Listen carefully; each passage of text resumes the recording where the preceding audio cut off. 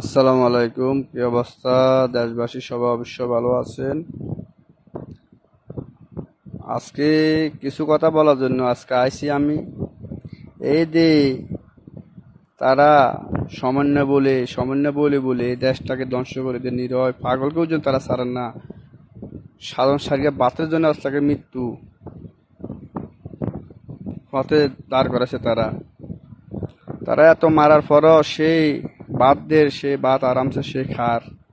তারা এটাও তারা বলে মেধা, তারা এটাই বোঝেন না যে সে যদি পাগল না হইতো বাদ দিলে সেটাকে জিজ্ঞেস করে বাদ ভালো আনি, সে বলছে ভালো, খাবার ভালো নেই ভালো। তারা কি ভাই কোন মেধা?